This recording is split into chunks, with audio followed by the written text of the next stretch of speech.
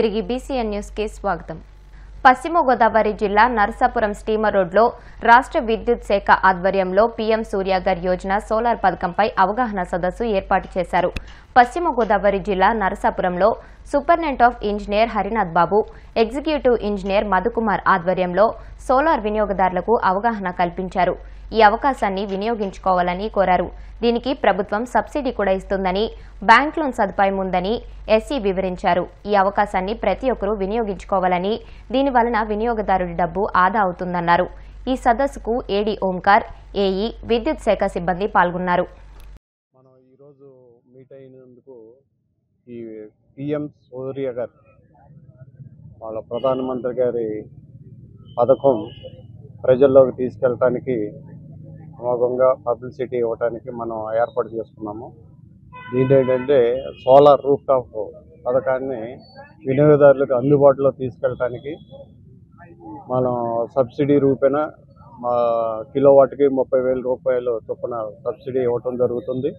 2 కిలోవాట్లకి అయితే 60,000, 3 కిలోవాట్లకి అయితే 78,000.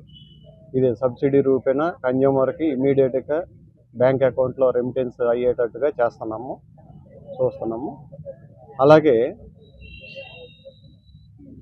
సూర్యగర్ ప్రభుత్వం, ఇండియన్ గవర్నమెంట్ ప్రెస్టీజియస్ ఇష్యూగా తీసుకున్నారు. పేదలకు కానీ కన్జ్యూమర్స్ అందరికీ అందుబాటులో ఉండేటట్టుగా వారి ప్రభుత్వ హయాంలో పేదలకి 200 యూనిట్లు ఫ్రీ పథకం అమలు చేయడానికి వెసులుబాటు కల్పించే విధంగా మనం ఈ సోలార్ రూఫ్ టాప్ పథకాన్ని ఇంప్లిమెంట్ చేయడం జరుగుతుంది. నరసాపురం డివిజన్లో ప్రధానమంత్రి సూర్యాగర్ యోజన అనే పథకంలో భాగంగా ఇక్కడ ప్రమోషన్ యాక్టివిటీ స్టార్ట్ చేయడం జరిగింది. ఈ పథకంలో ఏంటంటే ప్రభుత్వం మన యొక్క ఉచితంగా వచ్చే రీజనరేటింగ్ పవర్ని, అంటే సౌరశక్తిని మనం వాడుకుని ఒక్కసారి కనుక మనం ఇది ఇన్స్టాల్ చేసుకున్నట్లయితే 20 సంవత్సరాల వరకు కరెంటు బిల్లు మనకి చాలా కంట్రోల్ అయ్యి తగ్గే అవకాశం ఉంది. దీన్ని ప్రభుత్వం పెద్ద ఎత్తున ప్రోత్సహిస్తూ 1 కిలోవాట్కి 30,000, 2 కిలోవాట్లు దానికి 60,000, 3 కిలోవాట్లు ఎవరైనా పెట్టుకున్నట్లయితే 78,000 ప్రభుత్వం డైరెక్ట్ సబ్సిడీ ఆ కన్జ్యూమర్ అకౌంట్కి వేయడం జరుగుతుంది.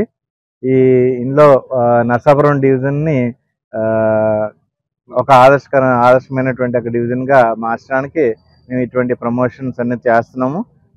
ఈ విషయాలన్నీ వినియోగదారులకి అర్థమయ్యేలా చేస్తున్నాము. ఈ విషయంలో మీ యొక్క సహకారం కూడా అవసరం. అంటే ఇందులో బ్యాంకర్స్ యొక్క సహకారం కూడా తీసుకుంటున్నాము. వాళ్ళ యొక్క రుణాలు కూడా అందించడం జరుగుతుంది. వెండర్సే చూసుకుంటారు. లోన్ తీసుకొచ్చి మొత్తం కన్జ్యూమర్ మీద ఏం భారం ఉండదు. వెండర్సే ఆ పేపర్స్ అన్ని తీసుకుని బ్యాంకర్స్తో మాట్లాడించి లోన్ అరేంజ్ చేస్తారు. దాన్ని కూడా తక్కువ వడ్డీకి ఇవ్వడానికి బ్యాంకర్స్ కూడా అంగీకరించారు. ఆఫ్రికన్ జాతికి చెందిన 21 వన్యప్రాణులను ఒడిశా నుంచి కర్ణాటకకు కారులో అక్రమంగా తరలిస్తున్న అంతర్రాష్ట్ర స్మగ్లర్ల ముఠాను శ్రీకాకుళం జిల్లా అటవీ శాఖ అధికారులు అరెస్ట్ చేశారు. ఒడిశాకు చెందిన సయ్యద్, విజయ్ కుమార్, అహ్మద్ ఖాన్, ఆఫ్రికన్ జాతికి చెందిన 17 కొండ చిలువ పిల్లలు, ఒక పెద్ద తాబేలు, 2 చిన్న తాబేళ్లు, అదే జాతికి చెందిన అడవి పిల్లిని, మొత్తం 21 వన్యప్రాణులను ఒడిశా నుంచి కర్ణాటకకు కారులో తరలిస్తున్నారు.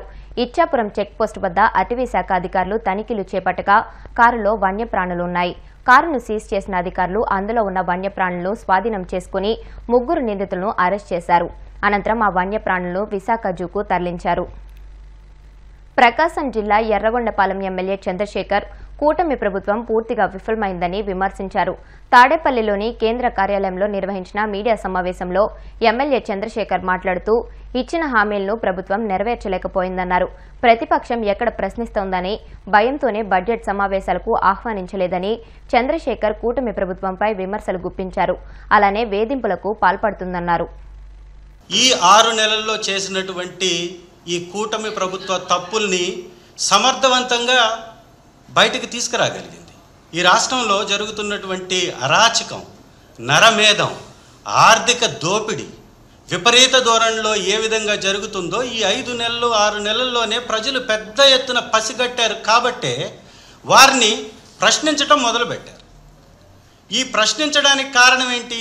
ఇచ్చినటువంటి 6 హామీలని తుంగలో దొక్కేశారు. మా ప్రభుత్వంలో చేసినటువంటి మంచి పనిని కూడా తప్పుగా ప్రచారం చేసుకొని గద్దె ఎక్కినటువంటి ఈ చంద్రబాబు నాయుడు గారి కూటమి ప్రభుత్వం ఈ రోజు వరకు ఇచ్చిన హామీల్లో ఒక్కటంటే ఒకటి నెరవేర్చల. ఆర్థిక పరమైనటువంటి అప్పుల విషయంలో తప్పుడు లెక్కలు చెప్పి 14 లక్షల కోట్లు ఈ రాష్ట్ర అప్పు అని చెప్పినటువంటి కూటమి ప్రభుత్వం ఈరోజు దొరికిపోయింది. దొంగలు బయటపడ్డారు. ఈ కూటమి ఏ రకంగా ఒక సమర్థవంతంగా అబద్ధాన్ని ఏ విధంగా రెక్కలు కట్టి ఈ రాష్ట్రంపై రుద్దుతుందో ఈ అప్పుల విషయంలో స్పష్టంగా అర్థమైపోయింది. 14 లక్షల కోట్ల అప్పు అన్నటువంటి కూటమి ప్రభుత్వం ఇవాళ బడ్జెట్ సెషన్ కారణంగా అప్పులు ఎంత చూపించిందంటే దానిలో సగం కూడా చూపించడంలో విఫలమైంది. ఇది వాస్తవ పరిస్థితి. మేము అనేక సందర్భాల్లో చెప్పాం. ఈ రాష్ట్రంలో అప్పుల మీద వారు చేస్తున్న తప్పుడు లెక్కలు చాలా స్పష్టంగా గౌరవ ముఖ్యమంత్రి గారు ఆ రోజు చెప్పడం జరిగింది. ఆ తర్వాత కూడా మేము చెప్పడం జరిగింది. కానీ వాళ్ళు ఎప్పుడైతే ఎలక్షన్స్కి వచ్చారో వారికి ఉన్నటువంటి ఆ యొక్క పెయిడ్ ఛానల్స్లో విపరీత ధోరణిలో అప్పుల మీద ప్రచారం చేశారు. ఇప్పుడే ఈరోజే మాజీ ఆర్థిక మంత్రి వర్యులు బుగ్గన సార్ కూడా ప్రెస్ మీట్ పెట్టబోతున్నారు. దానికి సంబంధించినటువంటి పూర్తి డీటెయిల్స్ కూడా వారు మీకు ఇస్తారు. ఈ రాష్ట్రంలో జరుగుతున్నటువంటి నరమేధం మీద ప్రశ్నించడానికి అవకాశం ఇవ్వాలని కోరాం, స్పందించాలని స్పీకర్ గారిని కోరాం. స్పందించారా? అవకాశం ఇచ్చారా? మేము రాసినటువంటి లెటర్కి సమాధానం చెప్పారా? కనీసం కోర్టుకి సమాధానం చెప్పారా? న్యాయస్థానాలంటే కూడా లెక్కలేనటువంటి తత్వం కలిగినటువంటి ఈ ప్రభుత్వంతో ఒక టైం లేకుండా వారు ఇస్తే తీసుకొని ఇవ్వకపోతే ఆగిపోయే పరిస్థితి ఉంటే ఈ రాష్ట్ర ప్రజల యొక్క సమస్యల్ని ఎవరు మాట్లాడతారు? వారు ఇవ్వకపోయినా వెళ్ళి కూర్చోవడం వల్ల ఏం ఉపయోగం ఉంటుంది? ఒక సమస్యని పరిష్కరించాలి అంటే దాని మీద చర్చ జరగాలి, అర్థవంతమైనటువంటి చర్చ జరగాలి. ఏ తప్పు జరిగిందో దాని మీద చర్చించడానికి కావాల్సినటువంటి తగిన సమయాన్ని కేటాయించాలి. ఆ కేటాయింపులు చేయకపోవడం వల్లనే కదా ఇవాళ మేము ఈ నిర్ణయం తీసుకోవడానికి ముందుకొచ్చాం. అందరం వచ్చాం, ఇక్కడ కూర్చున్నాం. ఇక్కడ కూర్చున్నటువంటి వాళ్ళం శాసనసభకు వెళ్ళడానికి మాకేమన్నా ఇబ్బందా? అలా వెళితే ఈ కూటమి ప్రభుత్వం లెక్క పెడుతుందా? ఆ సమయాన్ని కేటాయిస్తుందా? కేటాయించమని చెప్పమనండి స్పీకర్ గారిని. ఖచ్చితంగా. అనంతపురం జిల్లా తాడిపత్రి మండలం చుక్కలూరు సమీపంలో జూదం ఆడుతున్న పలువురిని అరెస్ట్ చేసినట్టు రూరల్ సీఐ శివగంగాధర్ రెడ్డి తెలిపారు. జూదం ఆడుతున్నట్లు సమాచారం రావడంతో సిబ్బందితో కలిసి దాడులు చేసి 6గురిని అదుపులోకి తీసుకున్నట్టు తెలిపారు. వారి నుంచి 4,45,000 స్వాధీనం చేసుకున్నట్టు తెలిపారు. జూదాలకు అలవాటు పడి జీవితాలను నాశనం చేసుకోవద్దని సీఐ సూచించారు. జగదీష్ సార్ గారి ఆదేశాల మేరకు తాడిపత్రి సబ్ డివిజన్ డిఎస్పీ రామకృష్ణుడు గారి ఆధ్వర్యంలో తాడిపత్రి రూరల్ పరిసర ప్రాంతాల్లో కొంతమంది గ్యాంబ్లింగ్ ఆడుతున్నారని సమాచారం రావడంతో సీనియర్ అధికారుల ఆదేశాల మేరకు నేను, మా ఎస్ఐ ధర్నీబాబు, మా పోలీస్ స్టేషన్ సిబ్బంది అందరితో కలిసి ఈరోజు మధ్యాహ్నం చుక్కలూరు అవుట్స్కర్ట్స్లో కొంతమంది పేకాట ఆడుతున్నారని సమాచారం రావడంతో మేమందరం అక్కడికి వెళ్ళి రైడ్ చేయగా అక్కడ గ్యాంబ్లింగ్ ఆడుతూ 6 మంది వ్యక్తులు మాకు పట్టుబడడం జరిగింది. వారి దగ్గర నుంచి మొత్తం 4,45,000 రూపాయలు అమౌంట్ సీజ్ చేయడం జరిగింది. ఈ విధంగా గ్యాంబ్లింగ్ ఆడుతూ వాళ్ళ జీవితాలు, వాళ్ళ ఫ్యామిలీ జీవితాలు నాశనం చేసుకోవడము చాలా ఇబ్బందికర పరిణామము. కాబట్టి ఎవరైనా గ్యాంబ్లింగ్ ఆడుతున్నా అసాంఘిక కార్యకలాపాలు ఏమైనా చేస్తున్నట్లయితే మాకు సమాచారం అందిస్తే వెంటనే వాటిపైన తగిన చర్య తీసుకుంటాము. వారు కూడా ఈ గ్యాంబ్లింగ్ ఆడే వారందరికీ, వాటిని ఎవరైనా ఆర్గనైజ్ చేస్తున్నా వాళ్ళందరికీ కఠినంగా హెచ్చరికలు జారీ చేస్తున్నాం. మాకు అక్కడ ఆడుతూ పట్టుబడిన వ్యక్తులు 6 మంది వ్యక్తులు పట్టుబడ్డారు.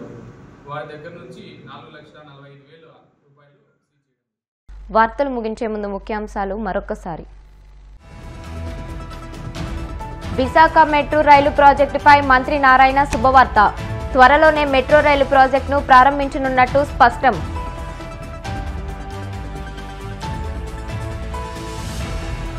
బాల్య వివాహాలను ప్రోత్సహిస్తే కఠిన శిక్ష తప్పదు. కాకినాడ జిల్లా రమణయ్యపేటలో ఐసీడీఎస్ పీడీ ప్రవీణ అవగాహన.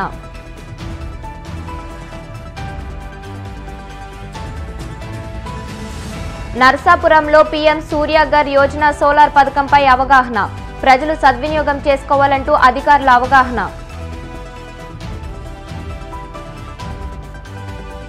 అక్రమంగా ఆఫ్రికన్ జాతికి చెందిన 21 వన్యప్రాణుల తరలింపు, స్మగ్లర్ల ముఠాను పట్టుకున్న శ్రీకాకుళం జిల్లా అటవీ శాఖ అధికారులు. ఈ వార్తలు ఇంతటితో సమాప్తం. మరిన్ని వార్తల కోసం BCN digital YouTube channel, Facebook పేజ్ని ఫాలో అవ్వండి. అప్డేటెడ్ వార్తల కోసం ప్లీజ్ సబ్స్క్రైబ్.